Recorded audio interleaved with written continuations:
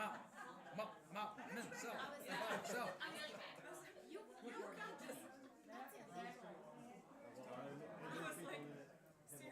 I was like, see your dress, drinking. What they do For a living. for a living. Yeah. A lot of people actually. A lot.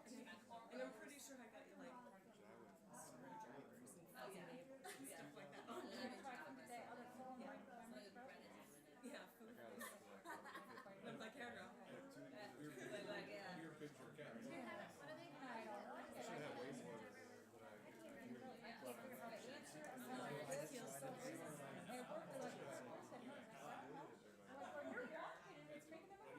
Larry Day was a Larry put every ounce of drama he had. So He came out, I think he was But there's 600,000 when he retired.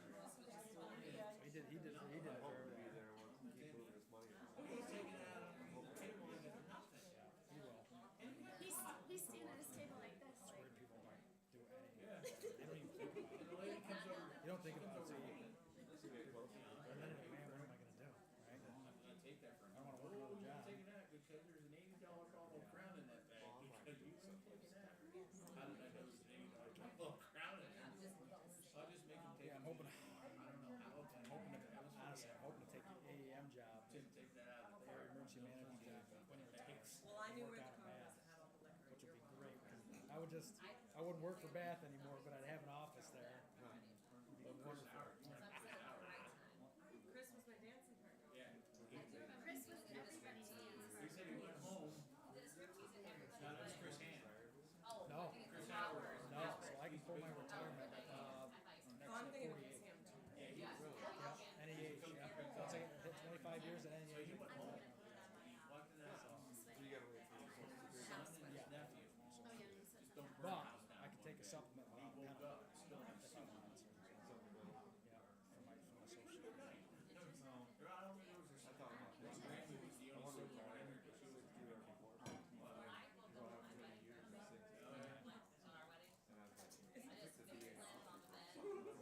Yeah, right? we're admiring you.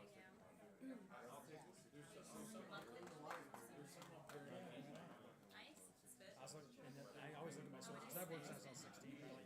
My social security is almost as much as my retirement. blamed for eating. It's nothing, because I've already retired.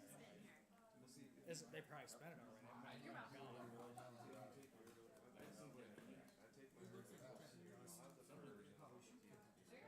Oh, I went like this.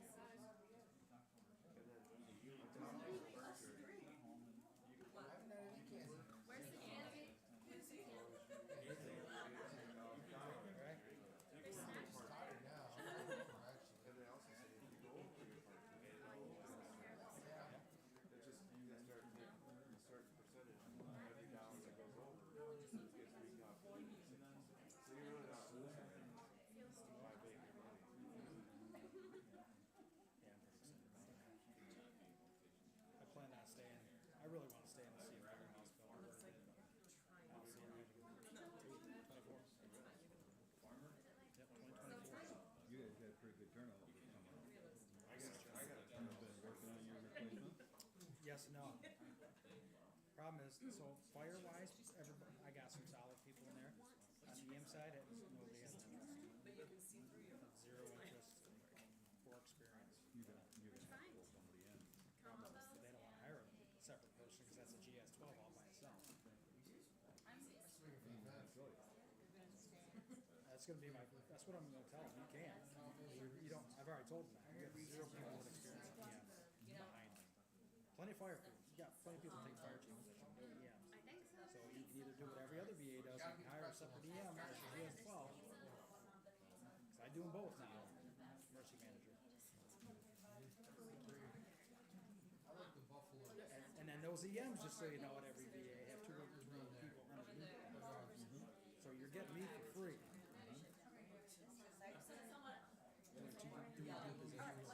Then you give me such a hard time.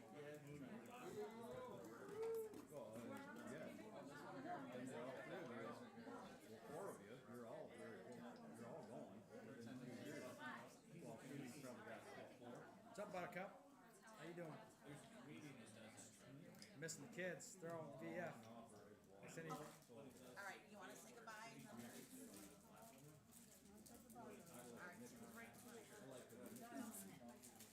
I got a list. I forget the name of the tree, but he does that over the years. But he said, yeah, because he's Catholic. the medical center will sell for the next 2 or 3 years. She doesn't know how to. Don't let her lie to you. Don't let her lie to you. I ain't lying to you. Fred could be I think it's nervous. Listen, feisty isn't even a word. Feisty is not even a word. Sean can't do that. What, mother? My coat's gone. Oh, your coat's fine. You're not gonna.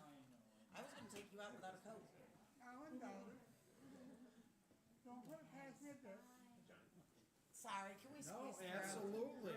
We're gonna get her to the top of the ramp and let her go. Oh, So I got Brian partners. He could be leaving. Hey, how are you? Good, Carl. How are you? Good. It's gonna be a whole crew of new people within like 5 years. I'm on about all the new people next year and a half. If I can finally qualify drivers. That's the problem. That's the biggest problem right now because of what they want qualifications to do. They fail to realize that on the outside, they can get the benefits and make more money.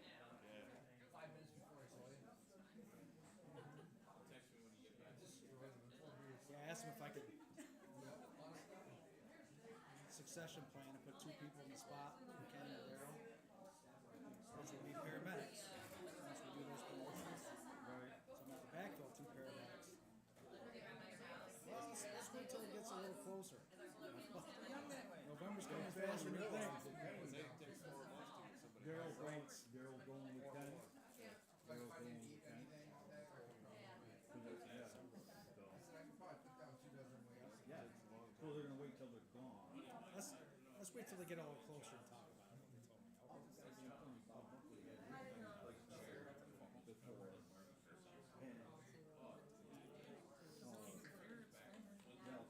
Oh yeah. She had over a year to train there. I think this time you I don't think Derek's doing her job. He's great doing her job. They hired somebody.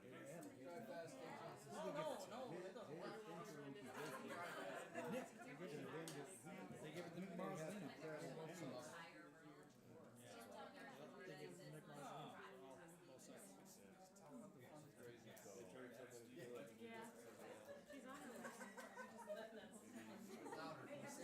They turned somebody to do it. I need another GS12 assistant. No, so we only got 12. That job you're saying is relocating. Yeah, that's what he's looking at doing. He knew when he took that internship that he couldn't possibly have to do it. Because they don't want to, yeah, because they don't want to have to pay somebody a lot of money and get 2 feet of deal. All they do it with different carrying. How many times John Hargrave taking around 2 different times on top of everything else he's done. Look at my own. Look at your position. Our nieces. Yeah. I mean, Frida owns a full-time job. And frickin' and biomed and all the screw up the divisions done with that. And actually, no, I would have known it.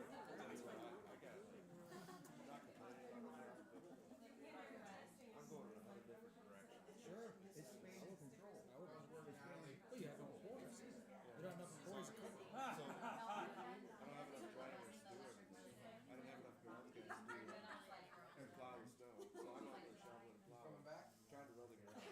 You know, now I got a driver that's called in sick. Now I got to shovel and plow and cover a trip. And then do my job. And try to do administrative work. Which ain't gonna happen. No, I feel you. and that I feel bad for you. that was done that they actually thought that they were doing justice. They're saving money. They're saving money by Yeah, having they're saving money, but the job has to be done.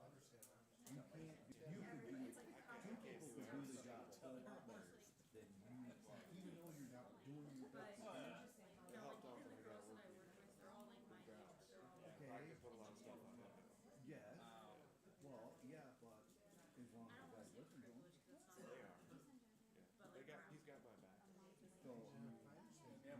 I mean, he's not more than trouble. She heard her name.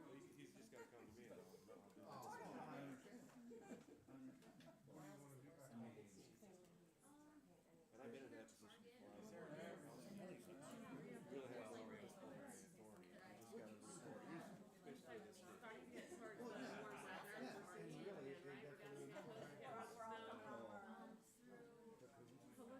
people don't wanna be around us.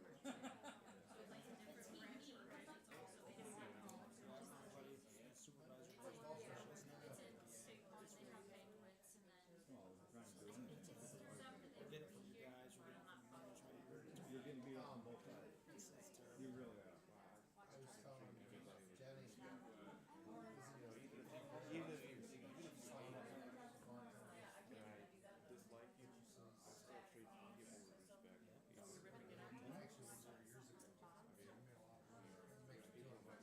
Except when you come to my hospital, when it comes to my shop, red, There's people in my department that throw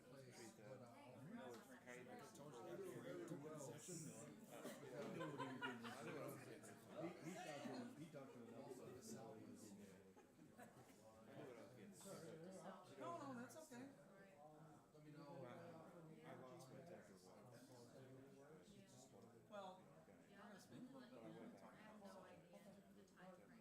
When's your lease going and then I we'll really don't lose my temper very easily. But if I really did something, Well, you're right. Ladies and gentlemen, the service is going to start shortly, so I'll have everybody have a seat if they're going to stay for the service.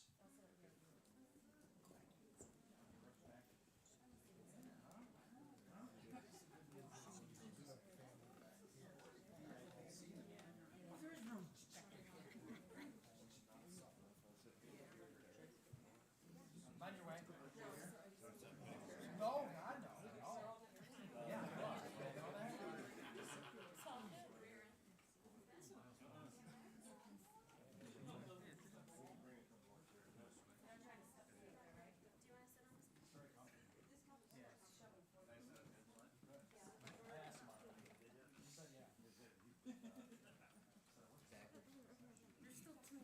Oh, I didn't see that.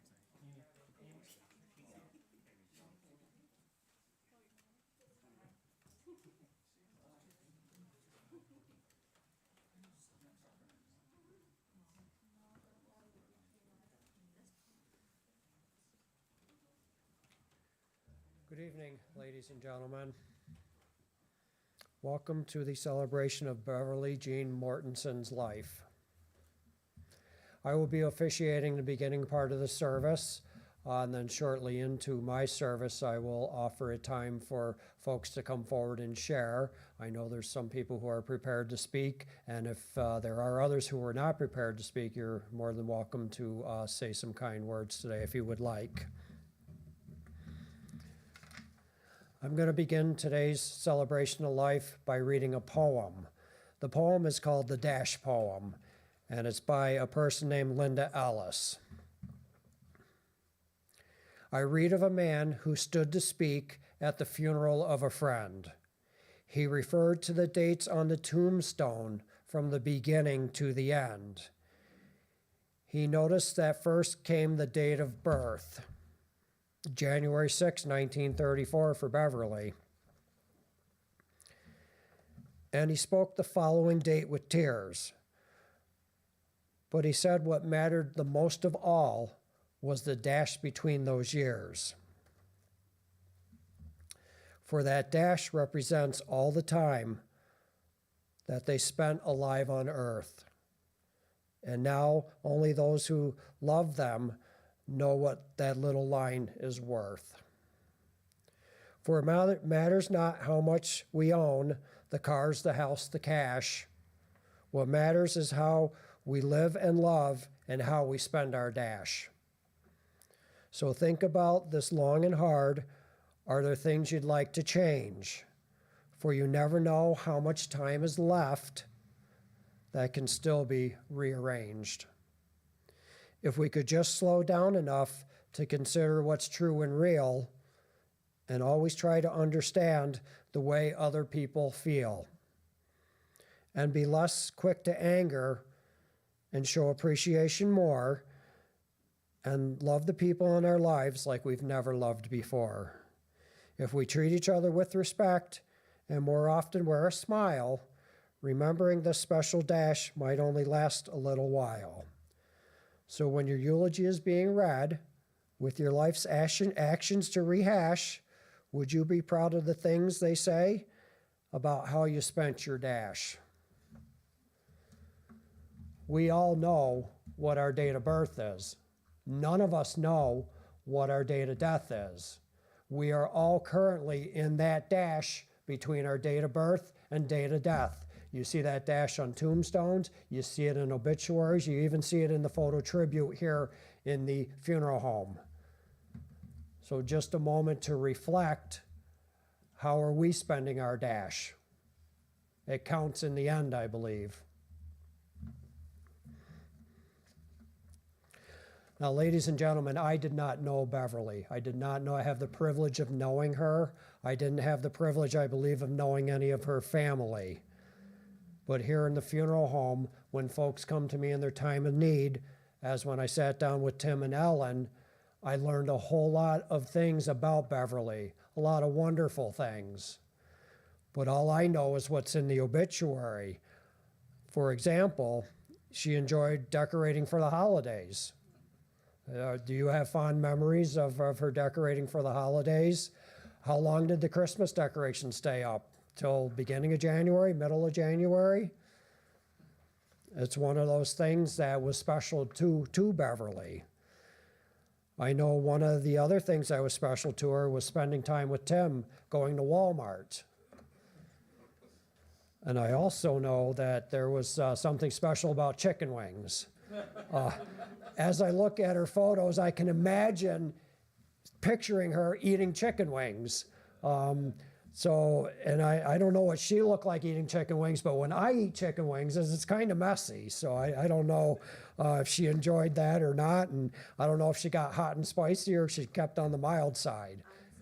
The mild side. Sauce on the side. Well, good for her, because I don't like it when my lips burn.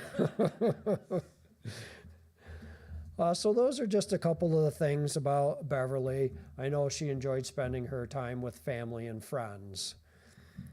With that being said, that's just the tip of the iceberg. That's just a tiny part of her dash, how she spent her life. The folks gathered here, you folks, you knew her, and you have memories about her. You know a lot more than just what the obituary says.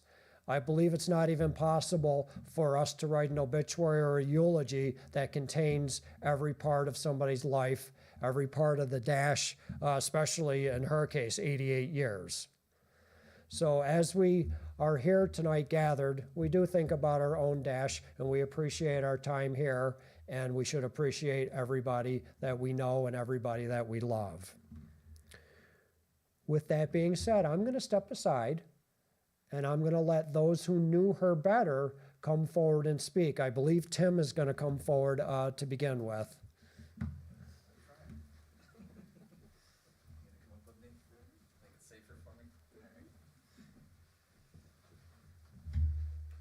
Well, I know I said I was going to do this, and I think I'll be okay. I know I tried to do this for my dad's.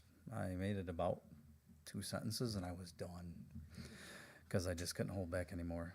But with Mom, I spent a lot of time with her over the last probably 15, 16 years. Going to the doctors, shopping, getting food, doing all the things that she enjoyed doing. She liked going to the doctors. I don't, but she does. I never enjoyed going to the doctors, but I work at a hospital. Boy, imagine that. That's a shocker. Mom was a very special person. I mean, you always knew where you stood. She would tell you how she felt. If you didn't do what she liked, she would, in no sort of manner. She would kind of tell you that you were doing what she didn't like. But that's okay. It was easier. You knew where you stood. You didn't have to question anything. She beyond everything loved my dad more than anything in this world. To this day, when she was I walked in the room the other day in the nursing home, and she was talking to the nurse. She says, "Well, my husband just passed away the other day."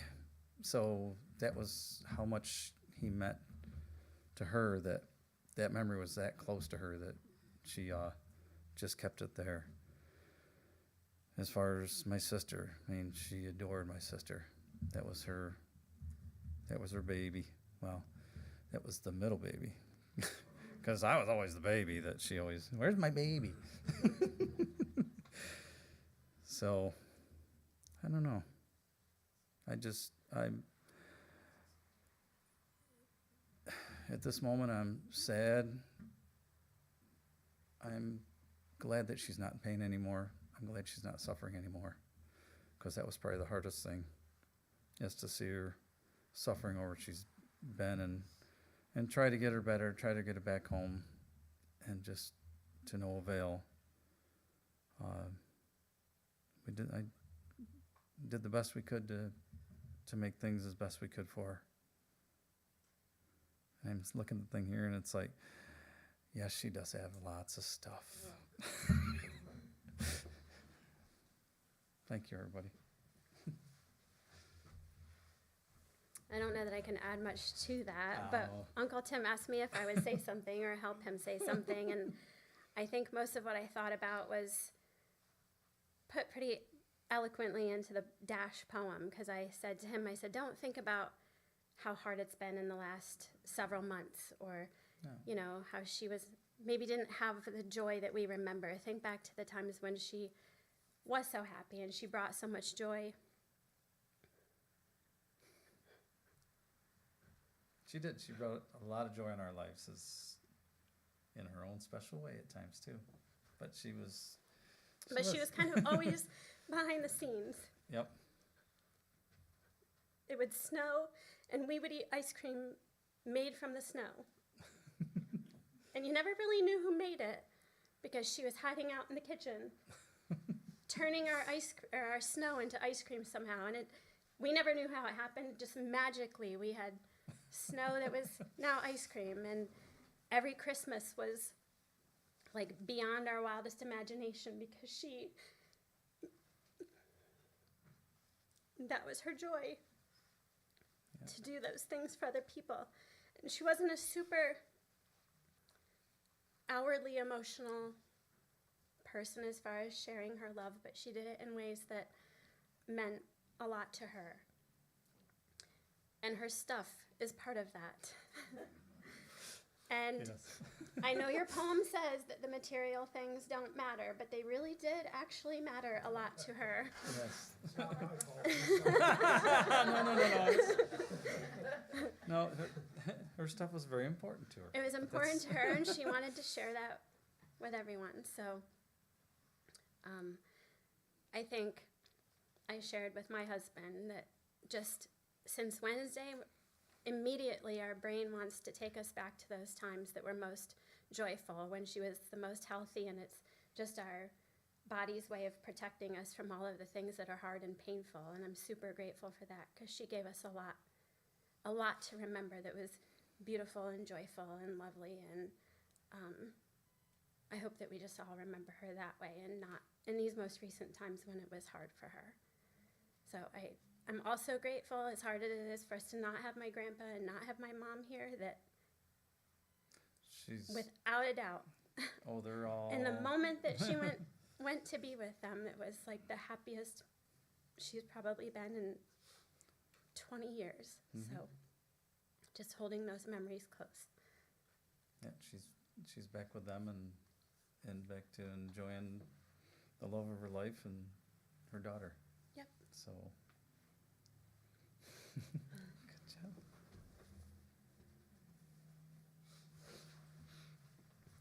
Anybody else want to say anything? No. Anyone else?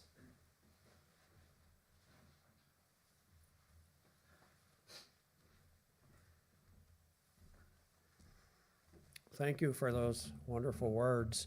I learned a little bit more about her just then. So if you take a look around, there is symbols here. There are symbols, flowers. I understand that you really like the yellow roses.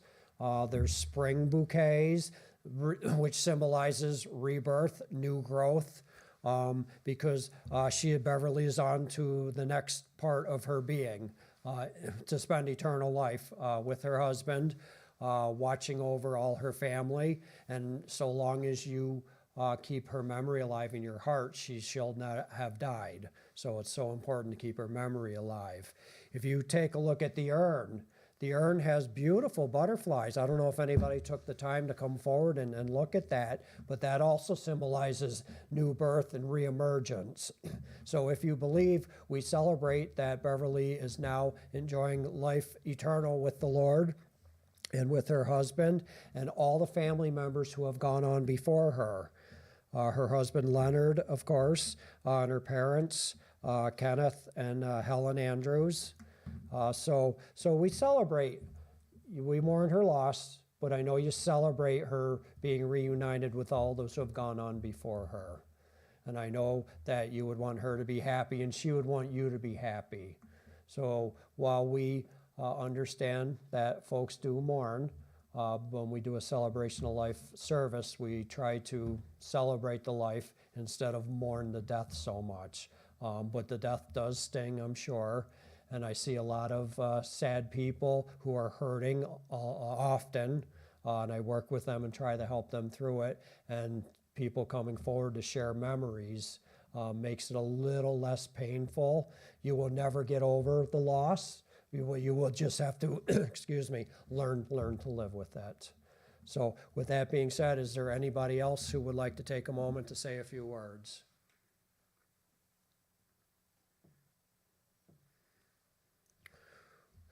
Ladies and gentlemen, we are going to bury her cremated remains tomorrow morning at Chapel Knoll Cemetery next to her husband at 10 a.m. So she will be in her final resting place tomorrow morning. Please, as time goes on, stop by the cemetery. Spend a few moments at her grave. Maybe on the anniversary of her passing, put a yellow rose on top of her grave. It's those little symbols that help her memory stay alive. Think about her when you decorate for Christmas. Think about her when you're going through your own stuff. I'm not sure what they mean when they say stuff, but I guess we've all got stuff. But she was maybe more fond of her stuff than the rest of us might have been. So I encourage you to continue to celebrate her life. Continue to talk about her. Continue to let her memory stay alive in your hearts. And with that, we're going to conclude this celebration of Beverly's life. At this time, I would invite you to come forward and pay your respects to the urn. Maybe come forward and take one of the flowers home with you today and as a memento of Beverly. So you may do so and come forward and be dismissed as you wish to be. Thank you so much for attending.